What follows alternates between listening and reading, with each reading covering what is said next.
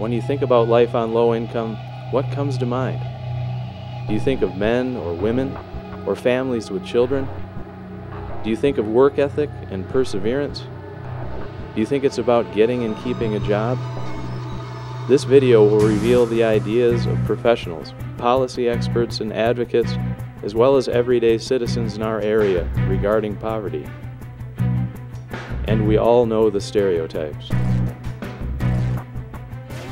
People sitting around in parks, drinking beer, antagonizing mainstream Traverse City citizens to write letters of protest to Northern Express. What kind of work ethic do you think people who live in poverty have? A poor one, because it's like if you work really hard and you try to do really good at your job, it makes you feel like you're not getting anywhere anyways, because you're not getting anything out of it. Like me, when I work at Subway, I show up on time I show up early, and I do everything that I can do and get my job done, and I punch out late only because I stay and help the next person in. But I still get nothing out of it, so it's like you sit there and think, it's like, well, gee, what's the point, you know? That they're lazy, that they're homeless, which are both terrible stereotypes. Let's see, that they aren't trying to better themselves, to better their lives, that there's nobody out there that cares. The myths are hard. The myths are hard. And as many times as people put out fact sheets and people publish articles and things like that trying to debunk some of these things, it's very hard to penetrate because a lot of it is based on individual values, and people don't change their values very fast. Nakia Parker knows poverty. She knows of struggles about bills and too little money. She knows about raising a family, working, and trying to get a better education because she's been there. Now she's out of poverty, and in addition to working as a nurse, she works as an advocate with Progress Village, a local poverty reduction organization. She's concerned about the misconceptions that others have of low-income people. I'm particularly concerned about the myth that people who are living in poverty are lazy. That myth really bothers me because I know a lot of people who are living in poverty who are working as hard, if not harder, than people who are not living in poverty. And while there may be a select few people living in poverty who are lazy, the vast majority of them aren't, but everyone's getting colored with the same brush. It perpetuates the shame of living in poverty and makes people feel like they're doing something wrong or that the poverty that they're living in is their fault, when many times it's not. I also don't, another myth that really bothers me is the idea that if you work hard enough, you can get out, because it really isn't true. People work hard every day and they don't make any progress in their venture out of poverty, and it takes a lot of resources and a lot of help to get out of poverty. And when other people say that one person got out of poverty because they worked really hard at it, they're not looking at the whole story, because 9 times out of 10 that person did not get out of poverty simply because they worked really hard. They got out of poverty because they worked really hard and they had made the connections in the network to get out of poverty. And they also had opportunities that some people did not, and it sets a precedent that makes other people feel like they're failing if they're working hard but they're not making it out of poverty. People, I think, that have lived in poverty, have experienced it for themselves, will work harder because they know what it's like. They know what it's like to have nothing and never want to live without nothing. So I think they would work harder than your normal average person. So. Dr. Donna Beegle, Director of Communication Across Barriers, is a nationally known poverty expert and advocate. She lived in generational poverty with her family growing up, which was made up of migrant laborers and pickers. With support of people she met along the way, Beegle exited poverty, earning first a GED and finally a PhD in communications before she became an advocate for poverty reduction. In Pennsylvania in the 1700s, it was illegal to be poor. They made people wear a P on their sleeve when they left their homes, and had to be red or blue and 4 inches, because the thinking was if I can make it hard enough on people, they'll quit acting poor. How do we get to this worthy and unworthy poor thinking, where I'll help you but I won't help you? Or there's a lot of that. We have to understand the facts about our own community. It's also a myth that people have children in order to get more welfare.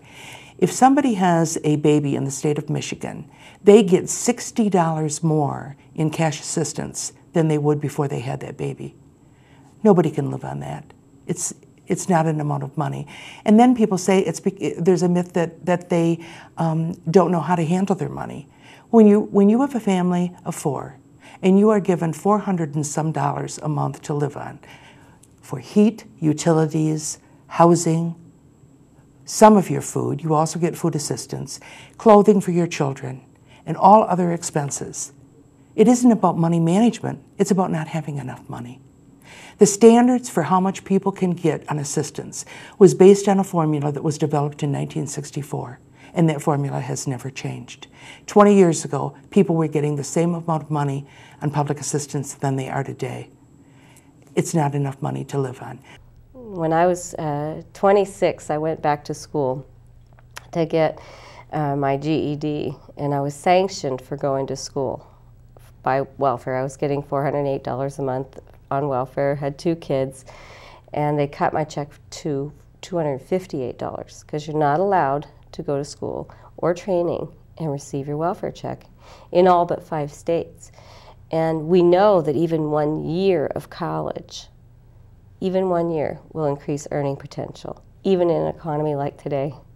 So we got to start talking about what will truly help people to move out. It's not just go get a job, because our statistics are pretty clear. If you get a job without education, if you get a job without being skilled, like an electrician or a plumber or something like that, you don't move up.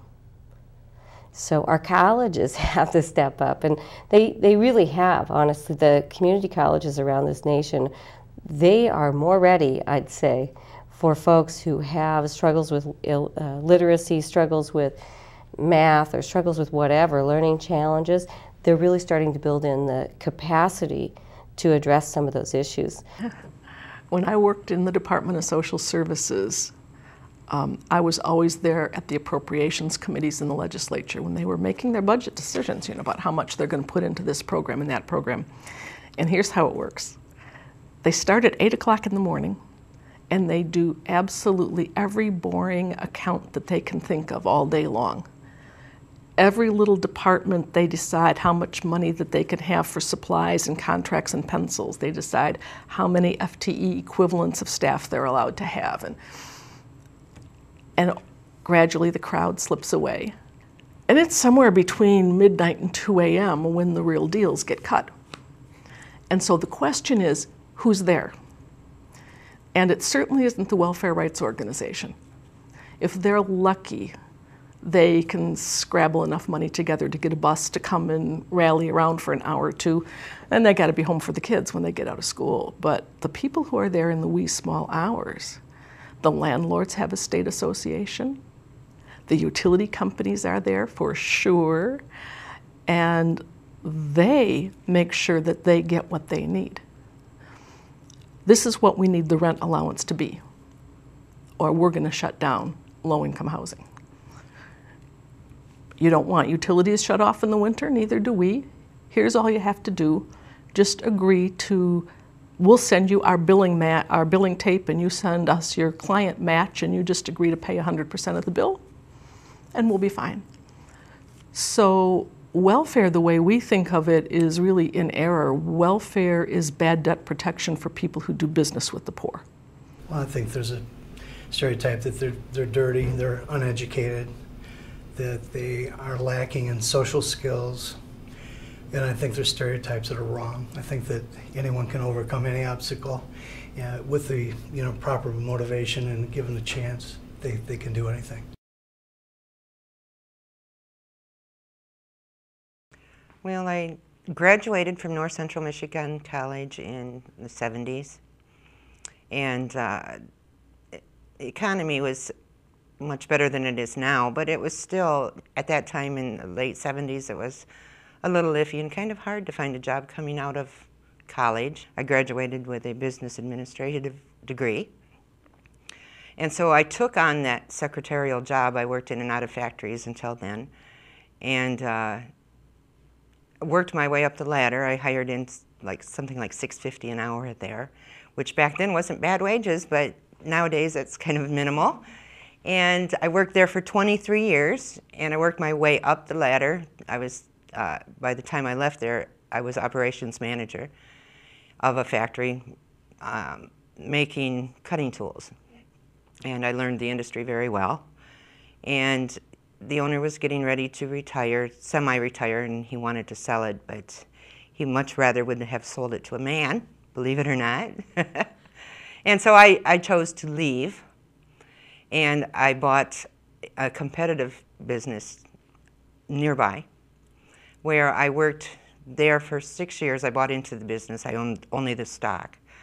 I was making good money when I left. I was in the upper 60s and could never get the financing for it. And it was almost there, almost ready to make it. And then who would have dreamt the automotive industries went bankrupt? They shut off orders. There were no orders coming in, and I couldn't maintain it. So I went from a high salary down to nothing. I mean, I was on unemployment. You make maximum $300 and some a week in unemployment, and it's been that way ever since. I've put in numerous applications and can't find work anywhere. I'm working part-time now, but I am working 2 days a week, bringing home a couple $100 a week. So yeah, it's different living on low income now. You don't have fancy cars anymore. And it's really hard to imagine, but you work all of your life, and you have health insurance, you have life insurance, you have 401ks, and you get to within the last 10 years of your working class, and you have no money. So many people don't realize that there are working class poor, and that's kind of where I'm at. I'm in the working class. I've always worked, still want to work, but just can't work. But I would like to just reiterate, I can't find a job. I mean, it's when you apply for a job now, it's not 20 applications. The few jobs that I've had 2 interviews in the last 6 years, and there were 150 applicants for that one job in northern Michigan. The Food Stamp Challenge is a national experiential learning tool that gives participants a view of what life can be like for millions of low-income Americans.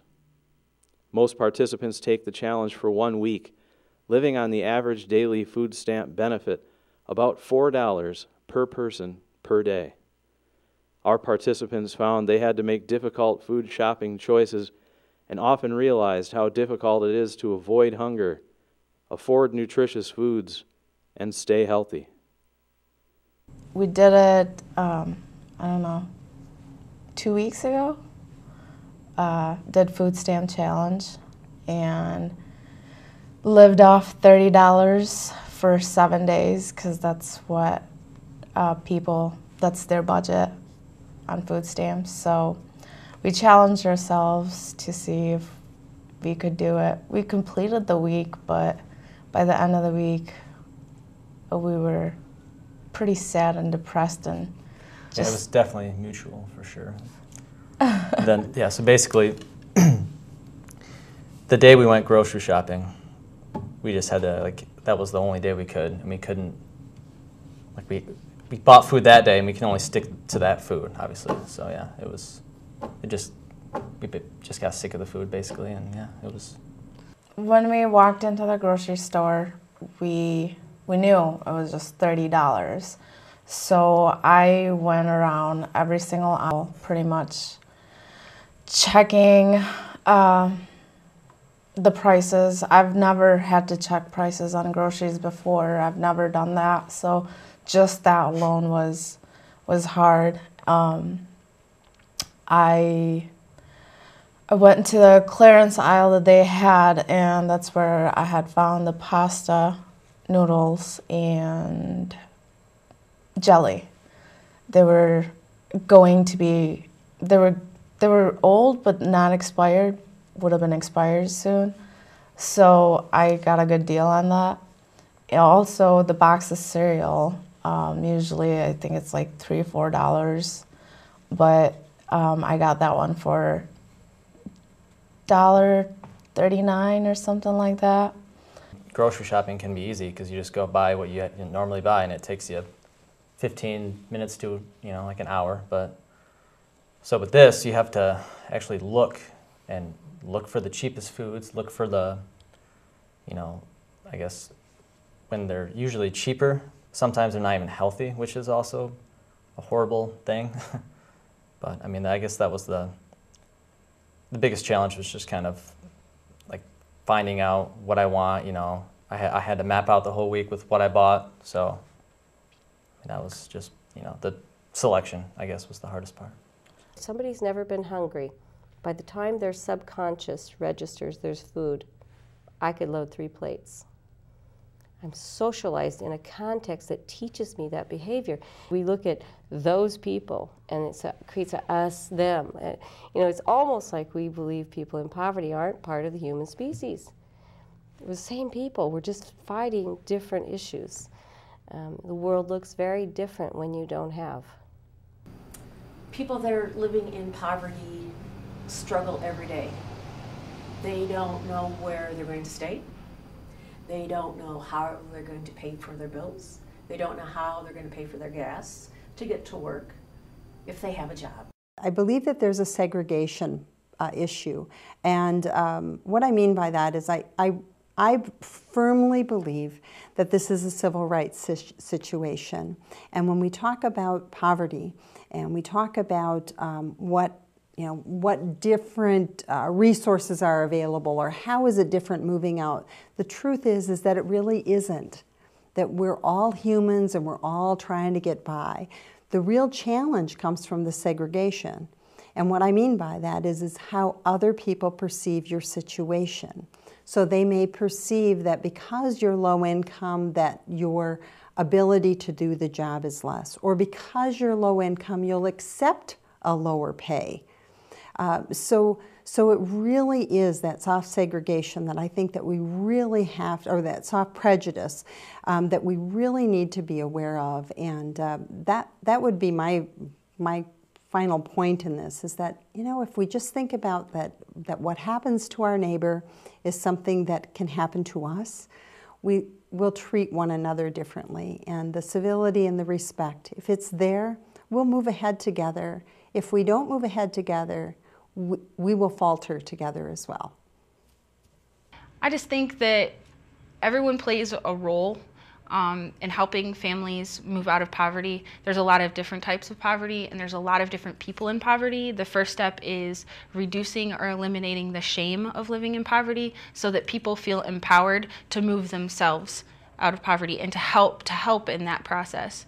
And I just think that if everyone takes a second and thinks about their own prejudices and how those prejudices impact their interactions with people in poverty, it will go a long way to getting rid of some of these myths. We have to recognize that pelting those messages, you're deficient, something's wrong with you, paralyzes people so that you feel hopeless.